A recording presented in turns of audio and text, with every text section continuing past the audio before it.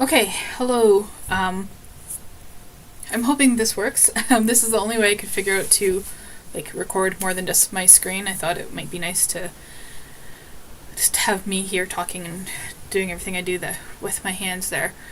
So I'm here to talk about Footnote 183 in House of Leaves, found in Chapter 9. I have 17 pages of notes because the footnote.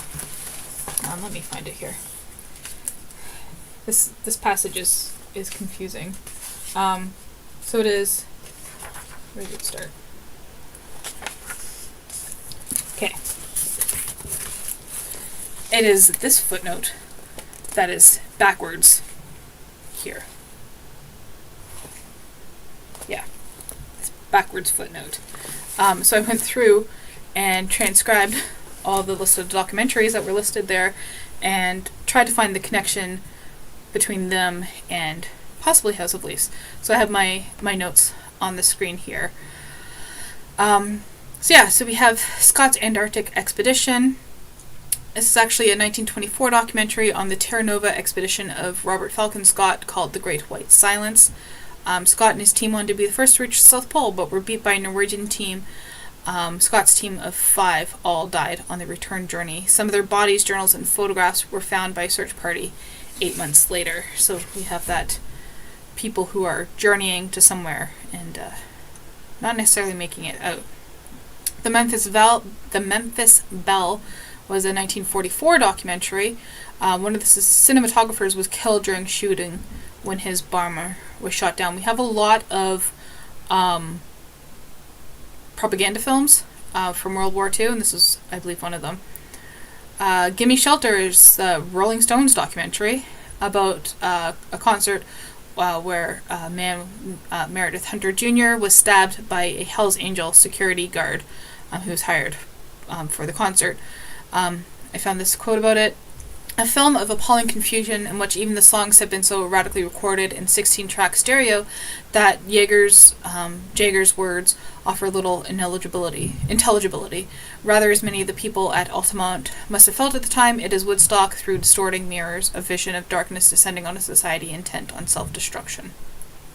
Then we have Painter's Painting. There's no narration in this film. The film doesn't actually feature any painter's painting. Rather, it is comprised by the leading artists of the day and a handful of dealers, collectors, and critics talking about their work. How Life Begins is a 1968 school science documentary. When you think of, those early school films that they put on, it was one of those things. The Ramparts We Watch is a film that used no professional actors. Instead, it relies on residents of the town where most of the filming took place, in New London, Connecticut. It also used footage from a Nazi propaganda film called Baptism of Fire. Millhouse was a documentary on President Nixon's political career. There's a lot of references to Nixon and Kennedy in these documentaries as well. Then we have An American Family, which is one of the first ever reality TV shows. The story that unfolded of the Louds, who at the outset of the series seemed to epitomize the American dream. It showed a married couple on the verge of divorce and children ranging from 14 to 20 years old in high and low moments. The toothpaste bright affluence California-style family, as described in 1973 in the New York Times, turned out to be comfortably ordinary, sadly familiar, the kind of family most middle-white class families in America can identify with. The movie Chang is a 1928 silent documentary following a poor farmer in Vietnam struggling to live in the jungle. The film's climax shows Crew's house being demolished by a stampeding elephant. Le Hippocampe is a 1934 documentary about seahorses, another one of those science school documentary type things. Cinema Eye is an award for documentaries. As far as I can find, it's not an actual documentary itself. A Married Couple is about a man sensing trouble in his friend's marriage and wanting to make a film about marital conflict. King convinced the Edwards to allow their home life to be filmed for 10 weeks by cinematographer Richard Litterman and sound technician Chris Wangler. However, to ensure that his presence did not accidentally distract Billy and Antoinette Edwards from behaving naturally, King himself did not enter their house at all. So this idea of the married couple and that being documented like Navison was originally trying to do. This Week is a current affairs TV program in the United Kingdom. La Sang des Bêtes, in English it was called The Blood of Beasts. It's a graphic day in the life of a slaughterhouse in Paris. The opening sequence of the film presents the modern age as a dreamland in which there's no need for some sort of awakening. Franju's awakening comes through historical knowledge. Surrealist depictions of strange mannequins on the city's edge are reminiscent of the bodies of men wounded in war. So overall, a strange film, it seems. We Are the Marines is a 1942 war propaganda film. Crisis Behind a Presidential Commitment. The film centers on the University of Alabama's stand in the schoolhouse door, which is referenced in another way in House of Leaves. I can't remember the page number. It's about the integration crisis of June 1963. Drew and other filmmakers, including D.A. Pennebaker and Richard Leacock, were given expanded access to key areas, including United States President John F. Kennedy's Oval Office and the homes of United States Attorney General Robert F. Kennedy and Governor George Wallace of Alabama, a landmark of cinema verite, which is referenced directly in Chapter 9. 10 Days That Shook the World is a 1928 Soviet silent propaganda film about the dramatization of the 1917 October Revolution. So lots of propagandas. A Labor of Love is a documentary about a movie. I thought that was interesting. The Last Affair, that had to include hardcore sex scenes to capitalize on the porno chic trend. There's lots of these, I believe they're called white coders. A lot of these movies that are really just pornos described as documentaries. Underground is about the Weathermen, founded as a militant faction of the Students for Democratic Society who fought to overthrow the U.S. government during the 1960s and 70s. The situation of the Weathermen as fugitives wanted by the FBI necessitated an unconventional style in conducting their interviews. The footage was filmed in only 3 days, and Wexler shot the participants from behind or through a screen in order to conceal their individual identities. The film is unique in that the viewer is able to see the filmmakers, but not the subjects themselves. So I thought that was interesting in that in House of Leaves we only see really Zampano and Johnny, not the actual film that Avildsen made. Turkish, I couldn't figure out what that documentary was. Valley Town is from 1940. It's about unemployment and poverty, transforming the town and its people as automation made its impact in the steel industry. Because of what was considered an anti-corporate view, the Alfred P. Sloan Foundation, which funded the film, withdrew it from release and redid the film. 2 different versions, the original director's cut and the remake, exist. I thought that was interesting in regards to House of Leaves. The Quiet One is described as out of the tortured experiences of a 10-year-old Harlem Negro boy cruelly rejected by his loved ones, but rescued by the people of Wiltwyck School. It's focusing on the tragic events that led to his long-term refusal to speak. And we do have instances of both Chad and Johnny going silent and refusing to speak. Voyage after fights at school. Voyage à Congo, Travels in the Congo by Marc Allegre, who had no formal training in photography or film. The film depicts the daily lives of 8 ethnic groups, focusing on their agricultural, hunting, and fishing practices and the architectural styles of their areas and a number of group rituals, athletic competitions, and dances. So I think that the significant thing there is the architectural styles. Fjörthof, translated as Baptism of Fire. It was a German World War II propaganda film about the invasion of Poland. The Bridge, originally titled De Brug, 1928 Dutch abstract film.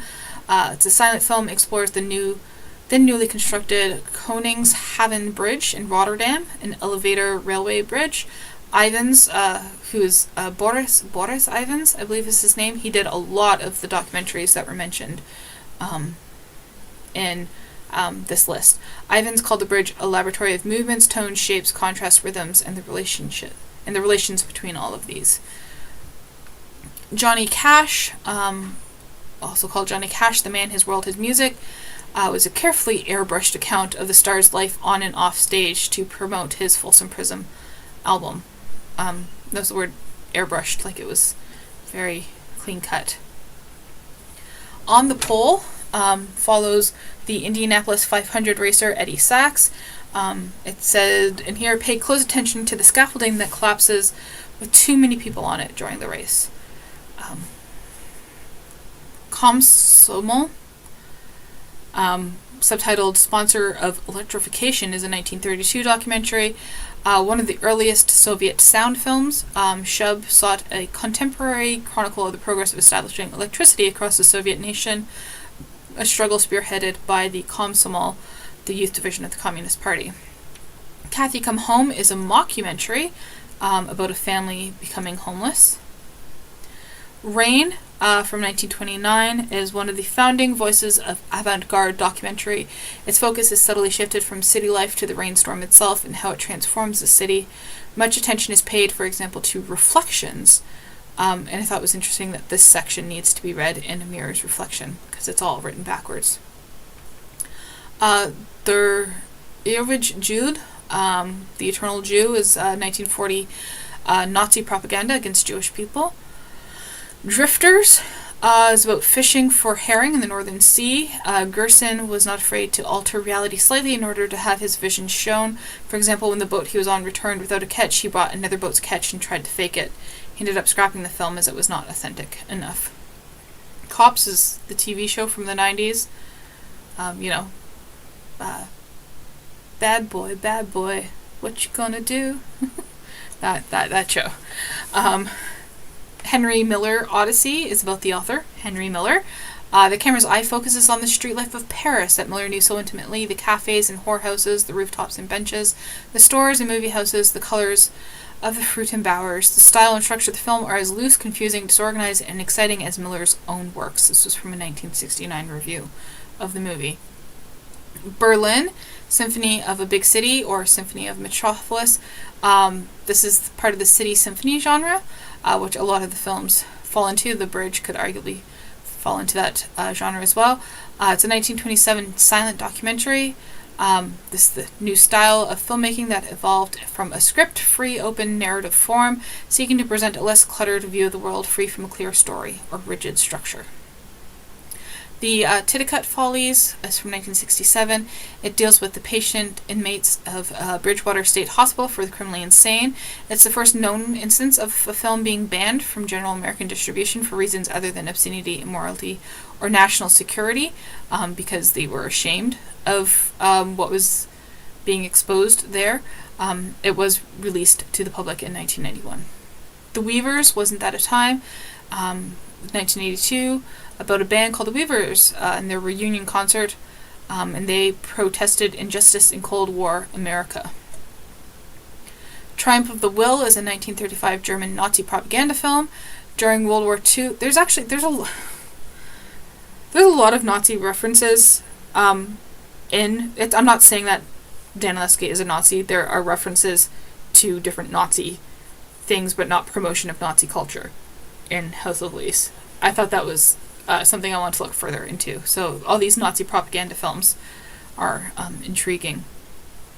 So during World War II, Frank Capra helped to create a direct response through the film series called Why We Fight, a series of newsreels commissioned by the United States government that spliced in footage from Triumph of the Will, but recontextualized it so it promoted the cause of the Allies instead. So this original propaganda film was reused and recontextualized in an American propaganda film. Olympia is a 1938 German documentary about the 1936 Olympic Games, done by the same director as Triumph of the Will. La Sortie, yeah, you can read that right on the screen. I'm not going to try and pronounce that. In English, it's translated as Workers Leaving the Lumiere Factory. In 1895, French short Black and White. Silent documentary, film directed and produced by Louis Lumiere. It is often referred to as the first real motion picture ever made. 3 separate versions of this film exist, which differ from one another in numerous ways. The clothing style changes, demonstrating the different seasons in which they were filmed. They are often referred to as 1 horse, 2 horses, and no horse versions, in reference to a horse-drawn carriage that appears in the first 2 versions.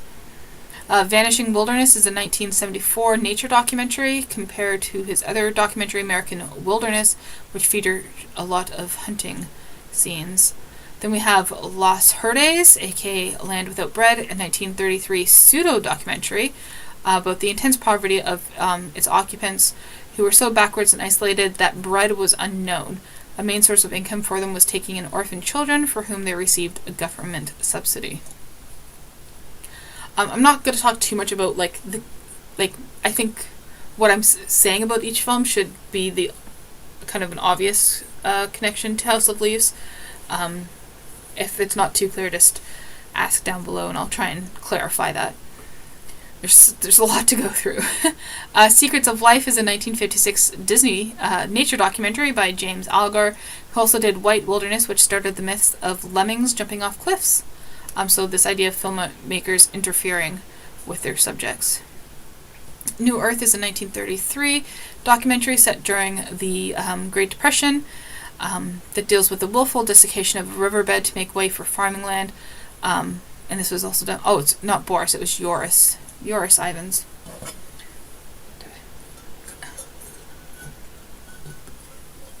I don't have any more water. Contact is about a platoon of British paratroopers on patrol in Northern Ireland. There's hardly any dialogue and absolutely no plot. It's not actually a documentary, but it is documentary-like. Every other movie is a documentary or a mockumentary. This is a fiction piece. Leningrad at Combat, aka Leningrad v. Borb, 1942 movie by Roman Karman. Karman's documentary methods were both influential and controversial. His renowned technical ability captured the emotion of war, and the repetition of key shots and framings between film projects became a hallmark. But he would often blur the lines of cinema verite by restaging key battles, including the lifting of the siege of Leningrad, the Viet Minh victory at the Battle of Dien Bien Phu, which I've emphasized many times. It's referenced at least twice, not directly, in House of Leaves. That is the battle that Zampano fought at. So this is the third reference so far that I found to Dien Bien Phu. The movie To Die in Madrid is the English translation. 1963, about the Spanish Civil War. 101 Acts of Love is a 1971 documentary. This is a white coder, so it's a porn movie with an education theme to circumnavigate indecency laws. The 400 Million is 1939. It's about China in 1938, about the Second Sino-Japanese War. Part of the East Asian theater of World War II. Footage from the film was later incorporated into Frank Capra's American propaganda film, The Battle of China. It's a Chinese propaganda film by Joris Ivans. He was going around filming propaganda for everyone. The Soviets, the Germans, the Chinese. Why not? L'arrivée d'un train, The Arrival of a Train, I'm guessing. It's a 1896 French short silent documentary film. It's 50 seconds long, a style of filmmaking known as actuality. The story goes that when the film was first shown, the audience was so overwhelmed by the moving image of a life-size train coming directly at them that people screamed and ran to the back of the room. Brother, Can You Spare a Dime from 1975. This is newsreel footage and contemporary film clips about the Great Depression, contrasting real poverty with the glamour of Hollywood. It's also the name of a song about the Great Depression from the musical inspired by a Russian Jewish lullaby. This idea that he is the universal everyman who holds various professions, being a farmer and a construction worker, as well as a veteran of World War I. Jazz on a Summer Day is a 1959 concert film about musicians performing, and it was cut with yacht races for some reason. The British Empire was too general of a title to find out which documentary there was. There's like a billion called The British Empire. La Vie est à nous, Life Belongs to Us, 1936 propaganda film from the Communist Party of France. I guess that should say France there. It was not released due to censorship until 1969. Could only be seen at private screenings before that. So the idea of like Nabokov was also the Nabokov documentary was not available. Only at private screenings was it able to be seen. Renkielers from 1926. In English, it's Nothing But Time. It's 1 day and 45 minutes. It's a City Symphony card. And I'm just going to click this link. The title card I thought was interesting. Oh, it's not going to let me click. That is it. Just copy, and I don't have...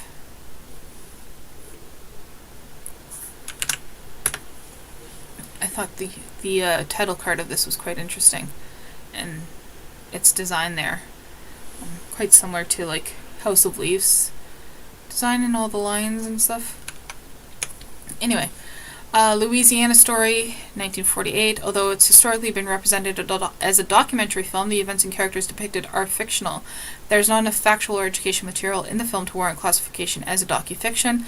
The film, commissioned by the Standard Oil Company, was used to promote its drilling ventures in the Louisiana bayous. The boy named in the film is Alexander Napoleon Ulysses Latour, but in the credits just identified as the boy. Also, that's a name. Like, Alexander the Great, Napoleon, Ulysses. Like, that's a name. Wow. Imagine trying to live up to that. Anywho, Salesman, 1969, about door-to-door Bible salesman.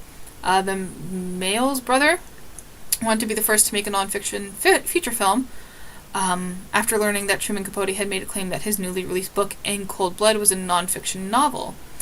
So Pauline Kael in The New Yorker claimed it was fake, and the directors threatened to sue her for libel. In Heaven There Is No Beer, 1984. It's about the culture and food surrounding devotees of polka music. Regards to La Folie, 1962, A Look at Madness. It's the daily life of patients and the work of doctors, including Dr. Francois Touquet at the St. Alban Psychiatric Hospital in Lozère. One of the first documentaries inside a psychiatric hospital. I wanted to double check this, but obviously I have not yet. And it was supposed to be 2 parts. The second part was called The Prisoner Party, but it was released as one movie instead. Pelafino was in a psychiatric hospital. The True Glory, 1945, notable for using multiple first-person perspectives as narrative voices. The title is taken from a letter of Sir Francis Drake, which is quoted in a final caption. There must be beginning of any great matter, but the continuing unto the end until it be thoroughly finished yields the true glory. So, we've got to finish the book all the way to the end. This is gonna be a long journey, guys. We're only on page 150-something out of 700. Imagine by John Lennon from 1988, commissioned by Yoko Ono. None of the other Beatles took part. It's a posthumous release after John Lennon's death, but uses his voice to narrate collected from different interviews. So again, this idea of like posthumous release, like House of Leaves was posthumous for Zampano, possibly Johnny. They still use his voice to narrate the text, right? Hearts and Minds from 1974, it's about the Vietnam War, juxtaposes racist remarks by American generals with scenes that contradict those sentiments. The Face of Britain from 1935, or Robert Flaherty in the Empire Marketing Board's Industrial Britain, 1931, saw craftsmanship behind the smoke clouds of industry. Rothwell looks beyond to show the degradation and poverty caused by the rapid expansion of manufacturing. Chronicle of a Summer, in English, 1961. Structurally innovative and an example of cinema verite in direct cinema. The term cinema verite was suggested by the film's plots list and coined by Roach, the filmmaker.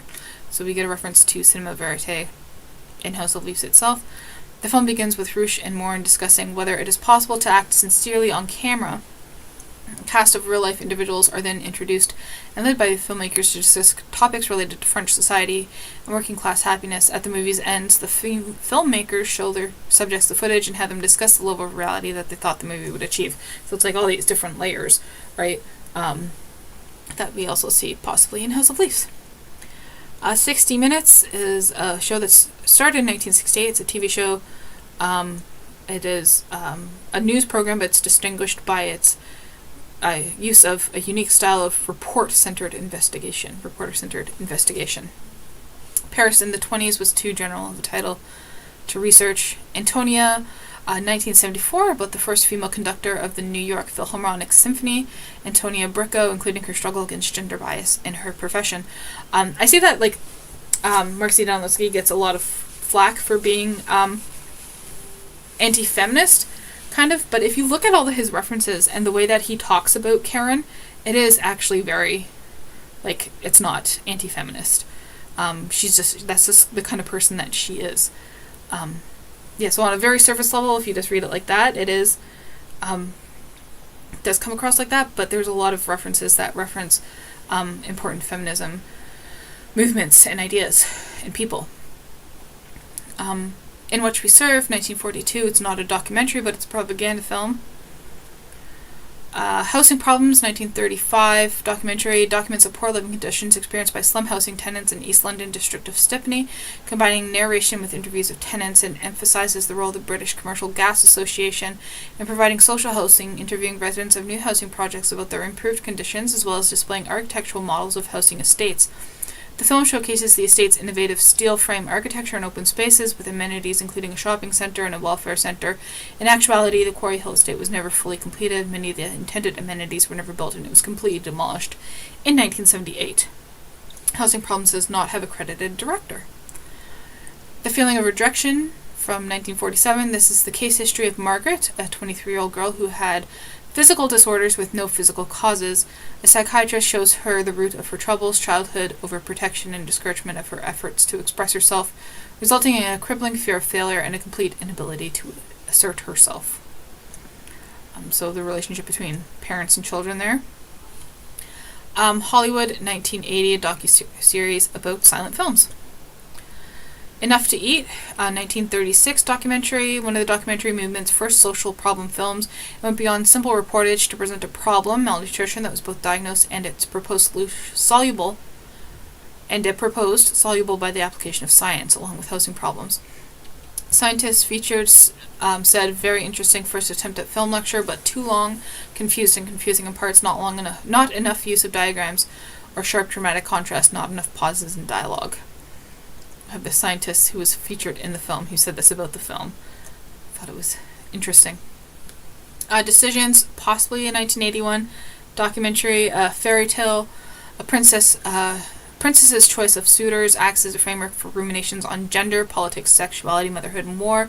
A mix of live-action drawing, scratching on film. It's rooted in the director's domestic surroundings, featuring her infant daughter and toddler son. So I thought that was interesting. Karen, maybe in reference to her Daisy and Chad. World Without Sun by 1964, Jacques Cousteau film. Conshelf 2, the first ambitious attempt to create an environment in which men could live and work on the seafloor. Some criticism arose around accusations of faking the footage, but it wasn't faked. Ooh. The Making of the President, 1963 film, with the 1960 presidential election, adapted from a book of the same title. And I gotta pause here and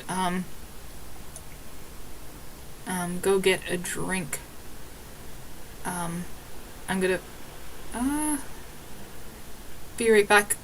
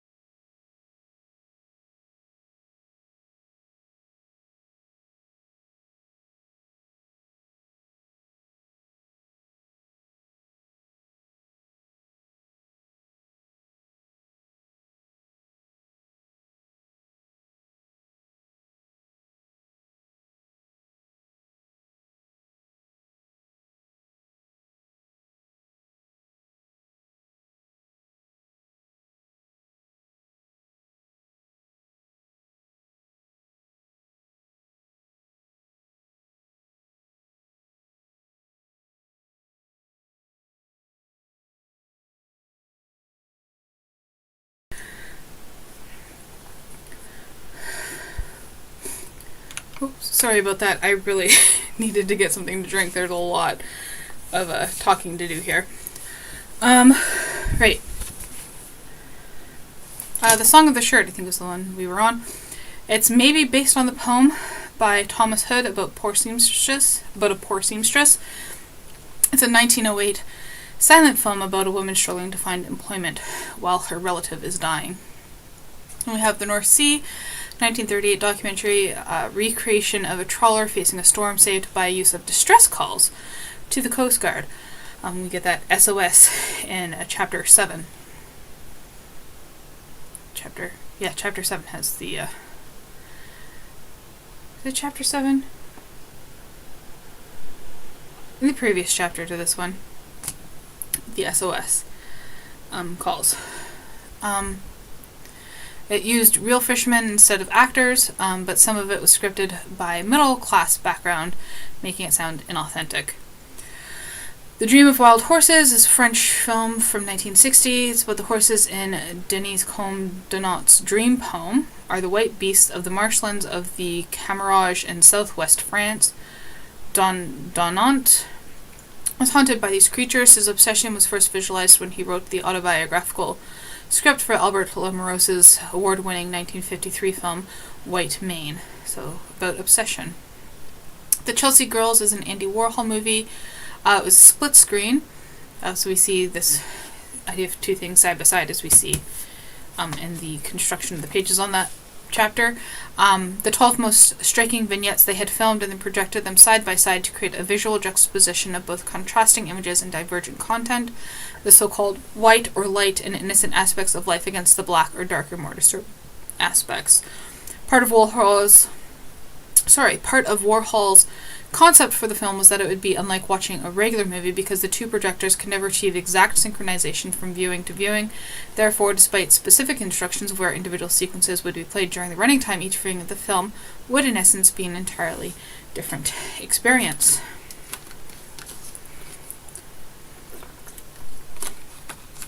And then we have the film On Any Sunday, 1971. It's about motorcycle sports. The budget didn't allow the expense of high-speed cameras, so Brown improvised by using 24-volt batteries in the 12-volt film cameras. I wanted to check which batteries Navi uses. If you know, let me know. The Great American Novel was too general a book description to find a documentary. Imperial Valley was a 1931 documentary about migrant farm workers in California's Imperial Valley. Images d'Ostend, 1929, about Ostend Beach in Belgium. He invites the audience to feel the beach, the port, the surf, the wind, and the dunes. Quiros, The Shape of Survival is 1973, about the Quiros natives who live in the Peruvian Andes. Not every documentary had to be linked back to House of Leaves. But I did my best to try and find connections without watching all these movies. The Mills of God, 1965. It's about the Vietnam War. Among the first to reveal the horrors of the Vietnam War. The Vietnam War, Navidson was a veteran of the Vietnam War. Zampano was a veteran of the Indochina War, which preceded the Vietnam War. Like they led into one another. Le Chagrin et le Pity, The Sorrow and the Pity, 1969, examines the responses of the French people to German occupation and the reasons for tending towards resistance or collaboration. It showcased anti-Semitism in France. There's a lot of references to Judaism in House of Leaves. Mark and Anne is a 1991 documentary by Les Blanc. It's a portrait of Mark and Anne Savoy, Cajun musicians who are dedicated to the preservation and continuance of Cajun culture. There's a lot of documentaries about Cajun and black music in these documentaries. Interesting. Sorry, that's a lot of talking today. Edna, the Inebriate Woman from 1971 was a Play for Today episode, which also featured the Kathy Come Home mockumentary. It's about a homeless alcoholic woman. The Spanish Earth, 1937 anti-fascist film about the Spanish Civil War, again by Joris Ivens. The city is the village inverted, while the earth of Fuente Duana is simply upturned. The streets of Madrid look as if they have been maniacally plowed. Land Where the Blues Began, from 1979. A self-described song hunter, Alan Lomax traveled the Mississippi Delta in the 1930s and 40s recording blues musicians. So we have blues, we had jazz, we had country, I guess, with Johnny Cash. We have Cajun music, the Rolling Stones. It's interesting. Sexual Customs in Scandinavia was erotica disguised as educational, from 1972. Another white coder. Always for Pleasure, 1978. Les Blanc is one that we'll see repeated throughout again, about New Orleans culture and music. The Hellstrom Chronicle, 1971, combines elements of documentary, horror, and apocalyptic prophecy to present a satirical depiction of the struggle for survival between humans and insects. The River, 1938 documentary about the Mississippi River. Hotel Terminus, The Life and Times of Klaus Barbie, 1988, about the life of Nazi war criminal, known as the Butcher of Lyon, aided by the American government to flee to Bolivia, where he was then deported for trial in France. 9 Days in 26, 1974, documentary by Robert Bass about the general strike of 1926. It uses extracts from previous newsreels, so it's this idea of using previous work and new work, as, Zampano used Navidson and Johnny used Zampano, and we use everything as the readers.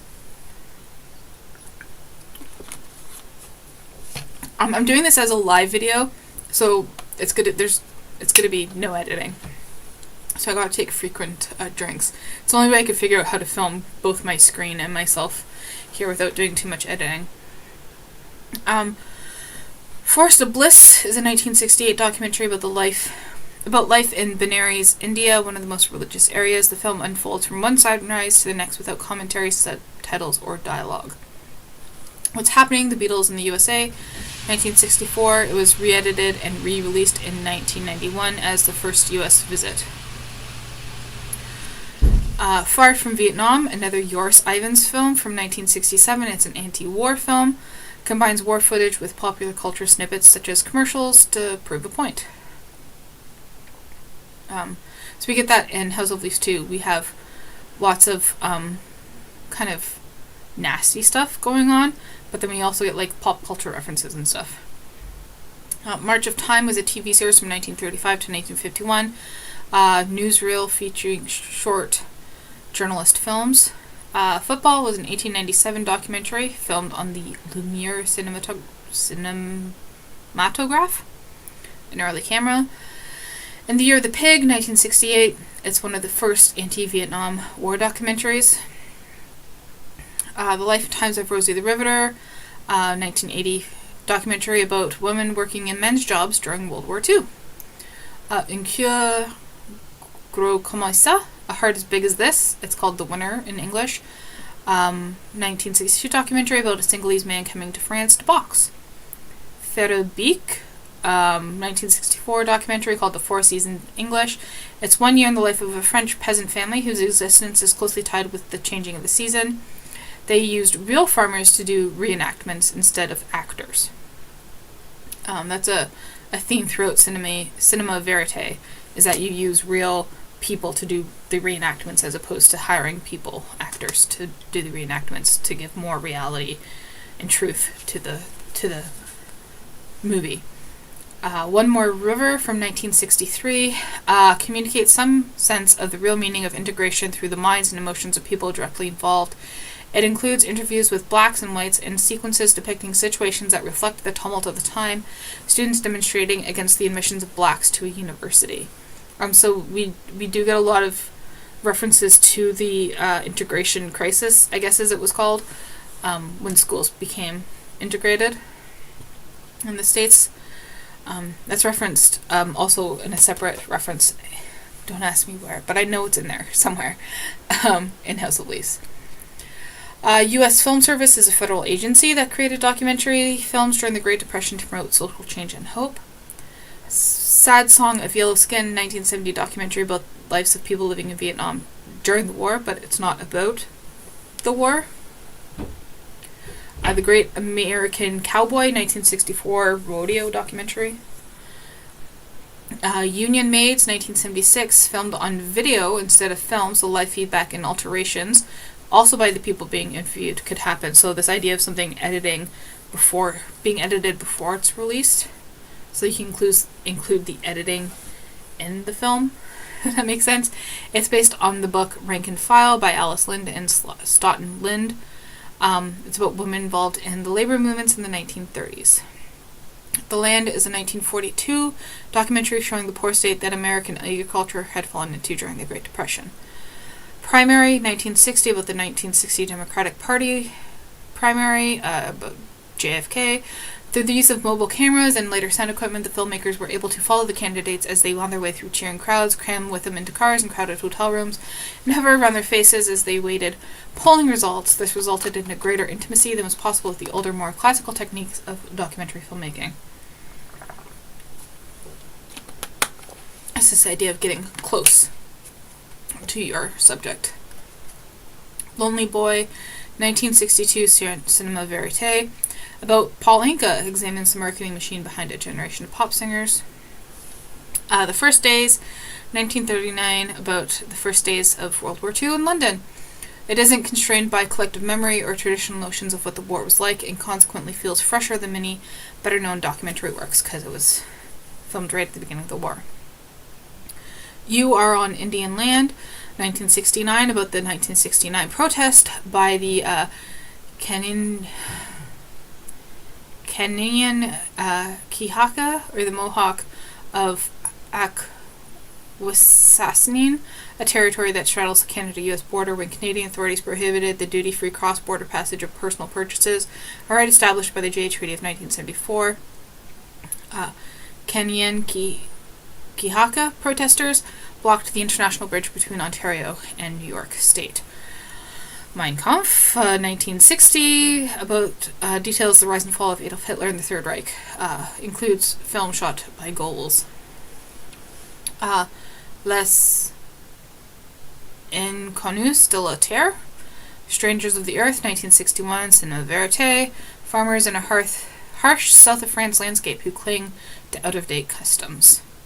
30 Leagues Under the Sea, 1914, shows underwater footage of submarines and drivers in Nassau, Watling Island, and other parts of the West Indies, with considerable time devoted to the deepwater dives of J. Ernest Williamson. I thought deepwater dives was also kind of similar to spelunking into caves, I guess. Lots of things about being underwater. A Face of War, 1968, about the Vietnam War, more Cinema Verite. The film documents the day-to-day ordeal of a Marine Point squad working to resist the occupation of a South Vietnamese village by Viet Cong forces. Half of the company and the filmmaker were injured during filming.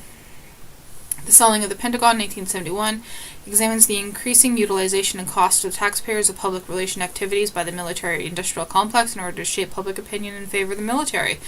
Theme of public manipulation, direct contacts with the public, Defense Department films, the Pentagon's use of the commercial media, the press, and television, i.e. propaganda. Fires Were Started, 1943, about firemen during World War II, again using real firemen to reenact versus actors. BBC The Voice of Britain is from 1935. It's a visual documentary about radio.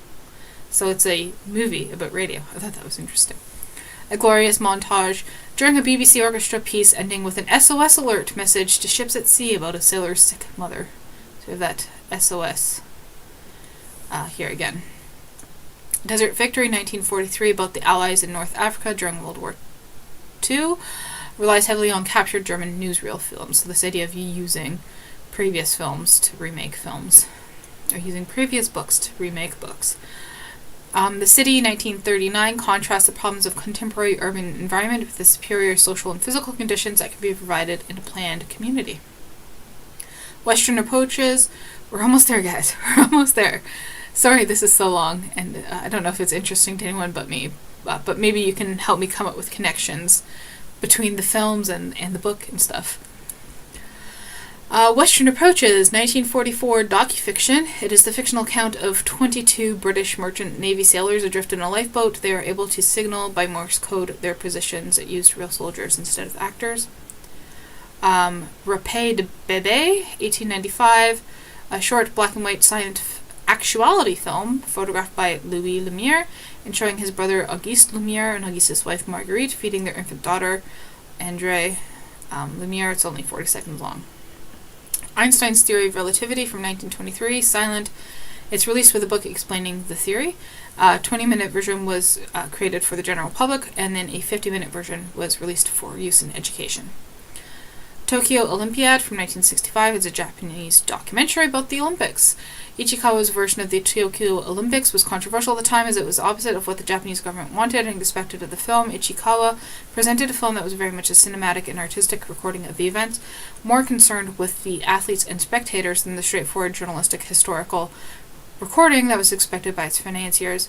As a result, the Japanese Olympic Committee forced Ichikawa to re-edit the picture to better suit their requirements, with the final re-edited version clocking in at 93 minutes rather than the original's 165 minutes.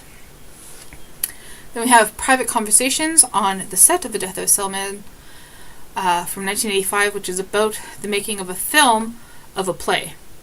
So we have this play that got made into a movie that got made into a documentary. So in these levels of narration.